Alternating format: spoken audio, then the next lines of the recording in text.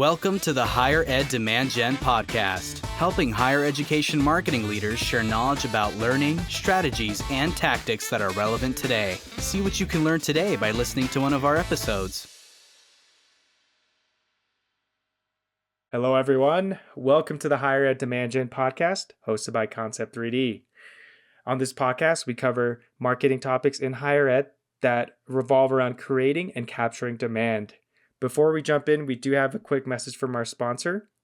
If your school needs an interactive map, virtual tour, or centralized events calendar, please reach out to concept3d.com. All right, so my name is Shiro, and I will be your host today. And today, I'm super excited to introduce our guest, Sol Nasisi. He is the Director of Digital Marketing at Bentley University, and he also loves digital technology and is also a blockchain evangelist. Thanks so much for joining us today. Hey, Shiro. Great to be here. Thanks for having me on. And I do love to always ask this icebreaker. So, Sol, what do you love about higher ed? Higher ed. There are a lot of things that I love about it, but I think if I had to boil it down, it's the people. And I know I've listened to some of your other podcasts, and that's a common theme that sort of comes up a lot, but I think it's really true.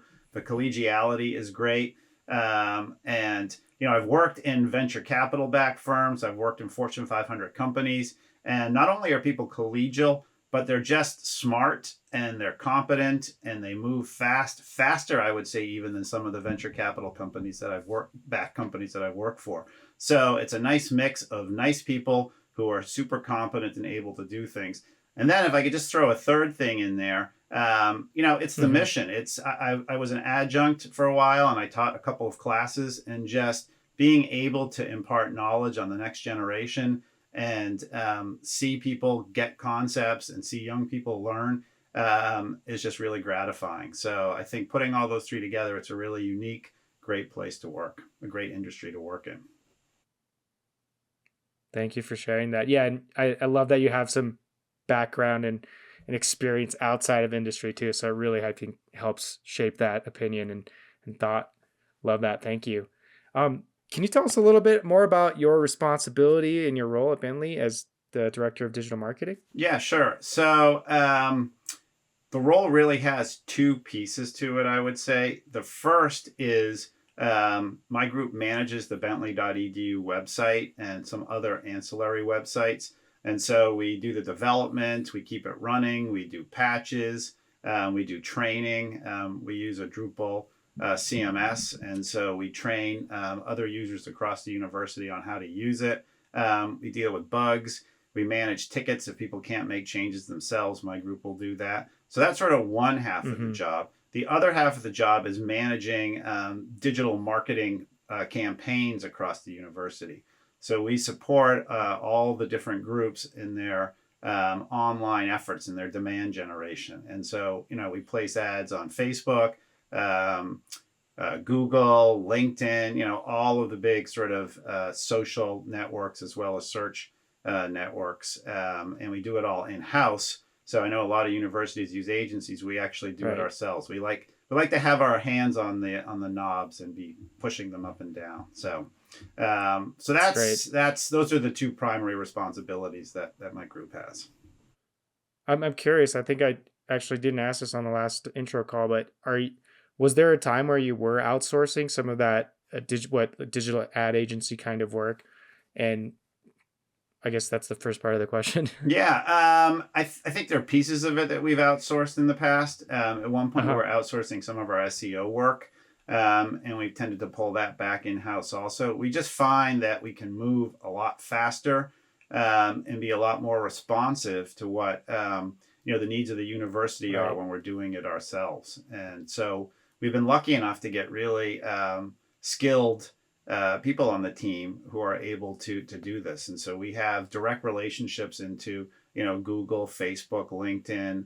We have tools that we use to help manage it. And so it's made us sort of a very responsive, fast moving group. That's amazing. That's great. Yeah, we focus definitely on in-house marketing too. So I can see how moving quickly is definitely a priority. Speaking of campaigns, I know you said you manage a lot of the digital marketing campaigns, and Bentley's doing some really innovative stuff around blockchain and NFT. Can you tell us a little bit more about what you've done in the last couple of years? Yeah, sure. So Bentley is a business school. We're a private business school in the Northeast outside of Boston. And, if you're going to play in the business world, you have to, be innovative. You have to show that you're innovative. You have to understand innovation. And so the university has always had a very open mind about experimenting and trying new things. And I've personally always been interested in blockchain and crypto. And so several years ago, I brought them the idea of launching an NFT, a non-fungible token. Right. Bentley had a women's basketball coach, Barbara Stevens, who's one of the winningest coaches in NCAA history. She was being inducted into the Basketball Hall of Fame, along with Kobe Bryant. There were some big names her year. Kobe Bryant was the biggest, obviously, posthumously. And so I thought, why don't we go ahead and try to do something around that, something a little bit different? Why don't we try to launch an NFT of her to celebrate the occasion? And, I started circulating the idea, and my boss, who's the head of the marketing group, listened and was like, yeah, that sounds interesting. Why don't we see if we can move this ahead and experiment with it? And so we spun up the work. There was a bunch of the technology side was actually the easiest. There were legal issues that we had to deal with. There were institutional issues. There were financial issues, like, how does the university even hold cryptocurrency? It had never had cryptocurrency on its books before. Right. And so we had to work through all of those issues. At the same time, I was working through the technical issues. But we finally managed to make it all happen. We brought it all together. There were creative components to it also, because you actually have to produce the NFT. And we managed to bring it all together. And we launched what I think is the world's first fully fledged NFT by a university. And so it's out there. If anyone's interested, you can go on to OpenSea, look up Bentley University, and you'll find the Barbara Stevens collection. There are still a few that are available. That's amazing. And I believe also that tuition is something you also accept through cryptocurrencies as well. And that's maybe not, you might not be the first, but also, you're one of the select schools that does this, right? Yeah, that's correct. So, kind of building on the momentum of the NFT, a new president came in, President Crite, and I think he thought, how can we continue to show the university's innovation and be a leader in this space? Right. And so he greenlighted moving ahead with accepting crypto for tuition. So for those of you out there who are familiar with crypto, we accept 3 different cryptocurrencies: Ethereum, Bitcoin, as well as USDC. And the advantages for students are that it's faster than most payment methods. And especially for international students, it's less expensive. And the school's philosophy really is about meeting students where they are. And if students and parents have cryptocurrency and want to pay that way, it's now a viable option for them. And as you mentioned, I think we're one of the few universities that actually do accept it for tuition, and we also accept it for donations. So it's oh, that's fantastic. Yeah, it's like I said, it's another option for students, another way to pay.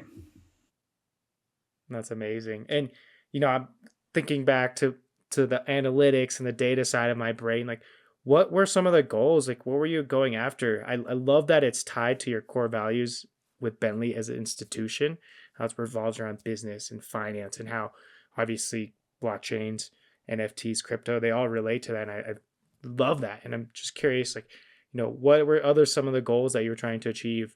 Maybe it was awareness, sales. I'd love to learn more there as well. Yeah. I think if we break it down, there were probably 3 things that we wanted to 3 goals that we had.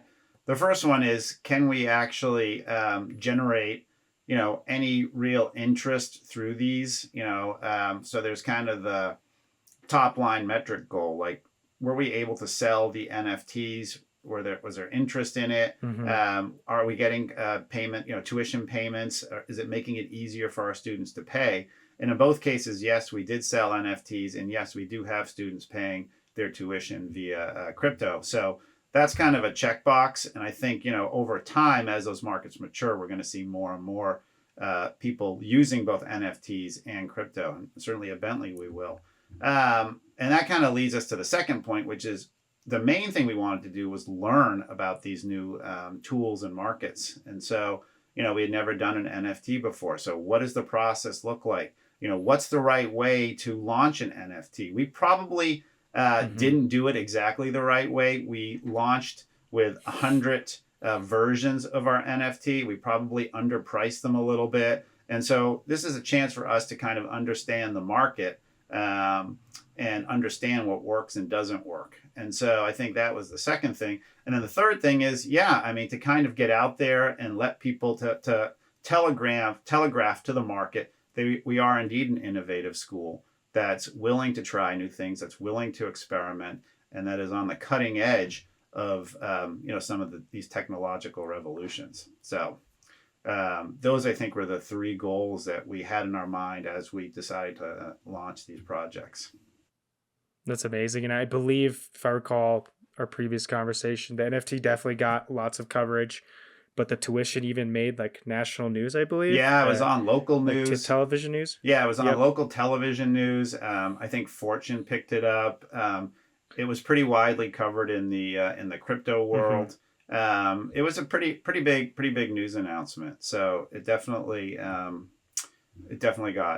some good play out there. That's amazing. And do you mind if I ask what percentage of students are paying tuition with crypto right now? Yeah, I think it's relatively small to start. Right. It's not like 50% of our students are now paying, but there's definitely a number out there who are doing it. And I think that, we'll continue to see that grow, and it'll become, hopefully, as word gets out, it'll become a more and more important channel. And I think it's really in the student's best interest because, like I said, for an international student, they can save thousands and thousands of dollars if they're able to pay via crypto. The fees for international students to pay their tuition on cross-border payments is quite high. It can be 3, 4, 5% of their tuition. So, wow. Okay, that's new news to me. That's amazing. That's great. I know the U.S. has, I think, the highest percentage of international students, which definitely dropped during the pandemic. So I think a lot of institutions are scrambling right now to re-engage and re-enroll more international students. So totally, what a timely thing to talk about. Totally. Think about, what a great message you're sending to international students that, hey, here's a way that you can pay and, significantly cut, the cost. So I love that. That's great. Thank you. And, I'm curious, like are there any plans in place or strategies or ideas you have that you want to put in place related to NFT or blockchain or crypto in the coming months or years? Yeah, I think that, we're continuing to see how we can leverage the technology. Just like we're continuing to see how we can leverage AI. Everybody's talking about ChatGPT. So blockchain is one of those technologies that's sort of on our radar. So in terms of blockchain, we're starting to look into, or I'm starting to look into, blockchain-based credentials, whether it's diplomas or certificates, or certificates for exec ed classes. Does that make sense? And so I hope to put a proposal together and bring it to the university relatively soon. That's kind of a maturing. It's a pretty undeveloped space right now, but I think it's something that's going to mature over the next year. We're looking at different metaverses, the whole Web3 world. So Web3 is kind of the term for what comes after Web2. Web 1 was sort of the static web, where you go, you'd see a web page, and you just scroll through and you'd read it for the most part. Web 2 are all of the different social networks where people are able to interact with the world and able to put their own content up there, like on Facebook or Twitter or Instagram, right? Web 3 is kind of the metaverse with blockchain, with AI pulled in. So it's a combination of Web 2 with all of these new technologies. And I think that the metaverse is a big part potentially of Web3, and the implications for higher ed are pretty large. Should you have your university outpost in one of these Web3 worlds? Facebook rebranded itself to Meta. It's spending billions of Mm-hmm. dollars on it. We don't know how that bet's going to turn out, but still, that's kind of an interesting space Right. to watch and experiment with a little bit. There Right. are other sort of metaverses that are out there on the blockchain. And so, we're starting to take a look at them and see, are they marketing channels for us? Should we be working with them? There are other, Roblox. That's another example of a sort of metaverse that a lot of people are on. How do we think about these? It's something that I'm not sure higher ed is totally grappled with yet, but we're Right. trying to think through whether that's where we should be, because you and I talked about this a little bit. It's where our students are, or our potential students are. They're spending a lot of Absolutely. time across these new platforms. Love to hear it. And I love that, as a digital marketer, you're not only talking about digital channels, you're making changes at the institution that are helping students, meeting students where they need to be, like, reducing funds for international students, for example. But also you're using that as a tool from a marketing perspective to help, get some press and get awareness out there that, hey, we're making some innovative changes that are market leading. And I love how you're combining what you're doing at the school, programs, campaigns, like making it a better place, on top of, using that as a strategy for more recognition and awareness. So I love that. Yeah, thanks.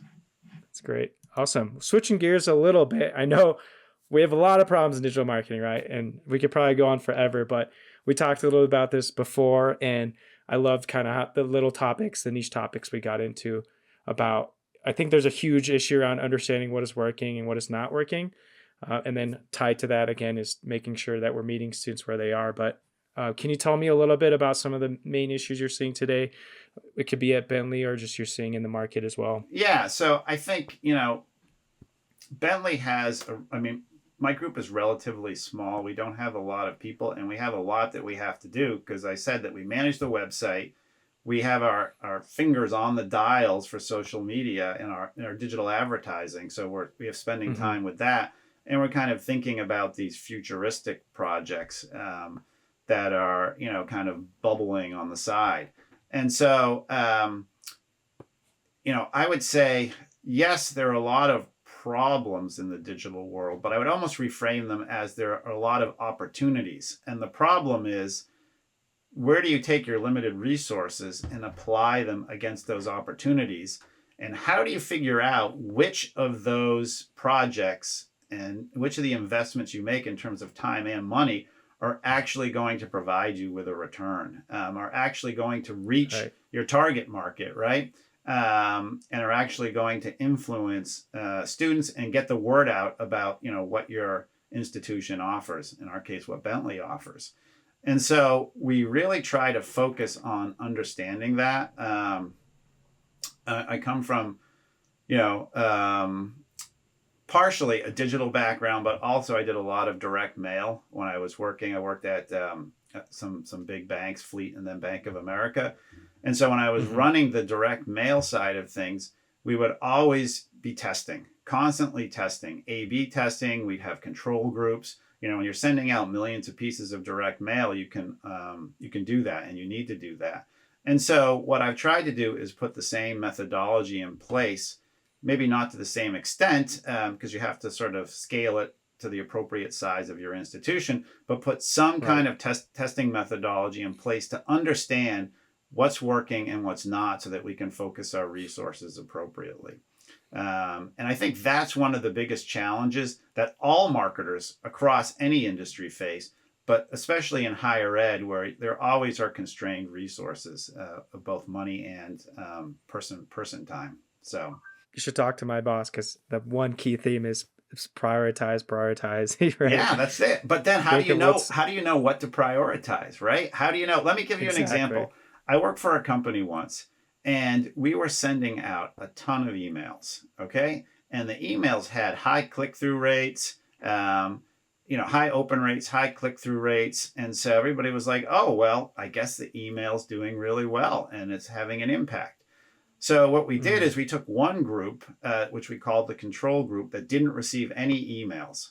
And the goal was, people were purchasing the product. Okay, that was the end goal. One group that didn't receive any emails, and another group that we sent our normal email, sequence.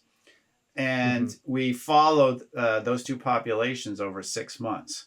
And what we found is, even though the email group were opening the emails and ostensibly reading them and clicking, the overall purchase percentage of the product was no higher for either group. So the email group was not generating any additional revenue for the company. And we were spending a lot of time working on this email sequence, drafting the emails, loading them into our, into our email tool, sending them out, tracking them. So the question is, why? On the surface, it looks like they worked. All right. But when you drill down and actually look at the impact, there was no impact. So is that something that we should continue doing? I don't know. Probably not. So those are the types of insights that I think are really important. And in higher ed, it's hard because you're always running to try to, enroll people for the next class, to fill the next executive ed program. And your priority is on just doing things to try to, meet those targets. And so it's really difficult to carve out time to go ahead and set these testing protocols up. But I would argue that they're really important because you may be doing, a significant amount of work that's not having an impact. Absolutely, yes. It's difficult to measure, but it has to be measured, right? And so the focus needs to be there for sure.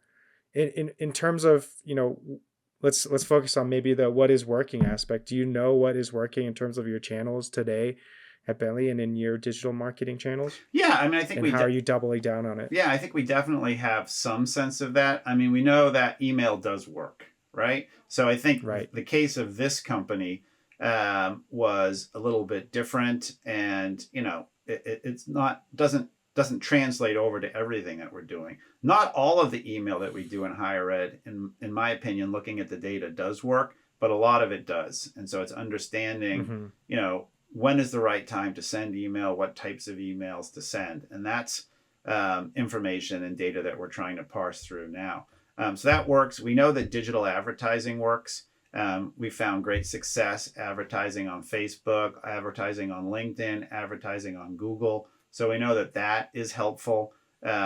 We know that changes to a website can be pretty impactful. And we've done a bunch of testing on that. So we know that the web, your web page, and your web presence is an important part of your marketing component. So those are things that we know. And then it's a matter of optimizing sort of within that knowledge set. Now, you mentioned, challenges. And so we know that now, but the industry is constantly changing. And we know that email works to some degree, but it's probably working to a lesser and lesser degree every year, right? If you think about the average 16 to 18-year-old, they're not reading a lot of emails. I've got 3 kids, and I'm not even sure they know what email is half the time. They don't check it. They're spending their time on social media. And so one of the challenges that we're working through is, how do we pivot away from being very email heavy to going where, once again, like with crypto payments, going where our customers are, and going where our prospects are, which is on these social media channels, whether it's Instagram, TikTok, YouTube, all of the different ones, Twitch, all of the different ones that are out there. And so understanding where to be, understanding how to measure the impact on those channels, understanding what's the best way to interact with those channels, because on some of them you can do paid placements, and we do in some cases. On other ones, paid placements aren't as effective, and you want to do more organic content, organic listings and postings. So that's kind of what we're starting to work through and tease out a little bit. And going back to sort of your first point around prioritization and resource limitation, like, let's say next year we do want to do more social media, organic especially. We want to work with more creators. We want to, get them on board with what we stand for in our institution and get them on our team.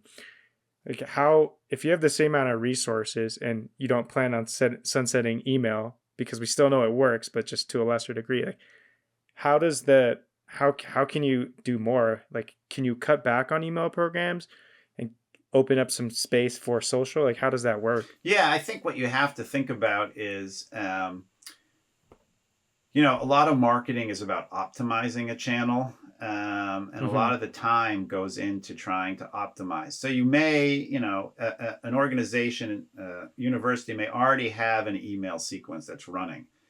Right. And people may think, well, I can tweak it here. I can make it better here. I can tighten up this message. I can add this message. And the question I think that, marketing groups have to ask themselves is that the best use of time? Have we picked all the low-hanging fruit from email? Is it still a growing market? And should we devote that much time to it, to continuing to optimize it? Or should we, say, okay, we have the sequence. We'll make sure that it's current, that we're, speaking about our programs the right way. As we update our programs, we update our sequences. But that's really about it. And we're going to let it run. And we're going to take the time that we would have spent optimizing it in the past and move that towards, other projects and other endeavors that might have more potential and a higher return. So that's kind of how I think about it a little bit. Gotcha. That kind of reminds me of sometimes I hear web developers say it's easier to redesign or to design a new website than it is to go through redesign. Right. And so maybe, I look at email nurtures because I've had to create them in the past before too. And sometimes tweaking them and then, waiting for the results to come in takes a long time. And yes, there's a lot we can do between that, I think. Gotcha. Speaking of website, I know you spend a lot of time optimizing it because it's a great channel for you. What were some of the learnings that learnings or strategies you've taken on over the last few years that have really helped to improve enrollment and other institutional goals? Yeah, so the website is another channel that we're constantly trying to optimize. I would argue that the web is an important one. So whereas I think you can make an argument that email probably doesn't warrant as much of an investment anymore. Once again, you don't want to stop doing email, but maybe not optimizing it as much. I think the website still is a pretty important channel, and it's probably the number one marketing source that students go to and parents go to when they're researching a school, right? So we've done a bunch of experimentation. We're always running experiments on the website, and a couple that we've run that I think are kind of interesting is you go to a lot of home pages to universities and you see these, beautiful hero videos, animated videos with shots of campus, and they look great. Well, we decided to test that against just a static image.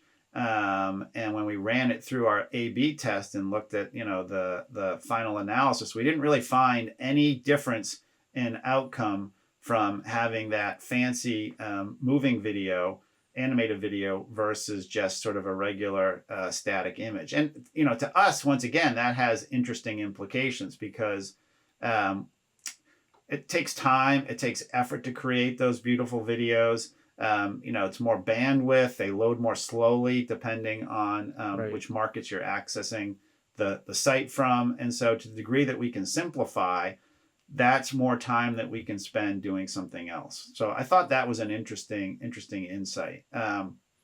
Another insight that we found had to do with the way that we arrange our pages. And so we spend a lot of time thinking through, what should we have above the fold? That's a very sort of important thing that people think about when they're designing their pages.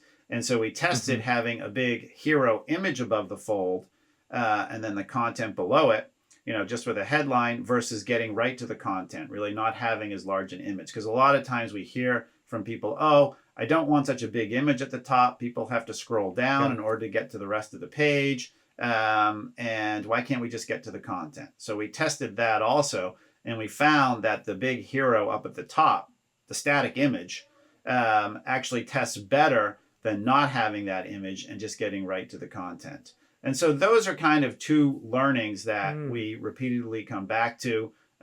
We retest them every now and then just to make sure that the market hasn't changed. But those are the types of things that we're trying to discover. I mean, our goal is really to figure out insights, to understand at a deep level how people are responding to things.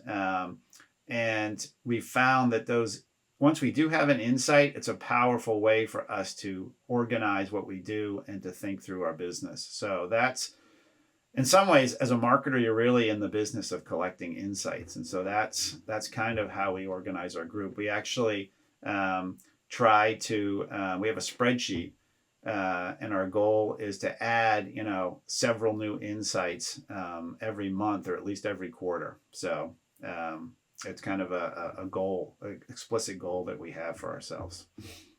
That's amazing. And, getting super into the details about the landing pages got me thinking, are you seeing or observing any changes between desktop, mobile as well? Like some of the things we find is a lot of people we might actually get more mobile views now on our website. However, for the people who actually convert, they usually look us up on desktop. So like that's an interesting thing. So we still any conversion pages, we try and optimize more for the desktop versus informational. Maybe we'll try and make sure it looks good on mobile first. Yeah, I mean, I think that's definitely what we found also. I mean, people don't really want to fill out an application on a mobile device, right? I mean, if you're gonna gonna take that next step, it's really usually on desktop. But like you said, I think it's really a cross-platform experience. I think people come and they do a lot of research on mobile. They read a lot of emails on mobile. And then once they're sort of hooked and they're interested, they'll sit down at their laptop or desktop, most likely a laptop, and they'll go ahead and spend the time to actually, check it out on one of those devices. And so, we try to make it as cross-browser friendly as we can. The site is responsive, as I think almost probably everyone's site is at this point. Whenever we test, we kind of try to have a mobile first mentality, actually, because we found that if you design something that looks good in mobile, for the most part, it'll also look good in desktop, whereas the inverse is not true, right? You can design something that looks beautiful on desktop, but really is a pretty poor mobile experience. So that's kind of been our design methodology. And I think it's worked pretty well. That's amazing. Thank you so much for sharing that. That's super detailed, but I love hearing about the details. That's great. And to our listeners also, if you're interested about launching your first NFT at your institution, or you want to know how to actually get your execs and your board to be on board with collecting tuition through crypto, where can our audience reach out to you? Yeah, so probably the best channel is LinkedIn. Just look me up. There aren't any other people out there with my name, so you'll find me pretty easily. That's amazing. Thank you, Sol. And thanks so much for all your knowledge shared today. It's great having you on. It was great covering this topic for the first time. So hopefully we'll have more. And to our audience and listeners, thanks so much for joining today. And of course, if you are looking for an interactive map, event solution, or a virtual tour, please reach out to Concept 3D. Thanks so much, everyone. Have a good day. Great. Thanks, Shiro.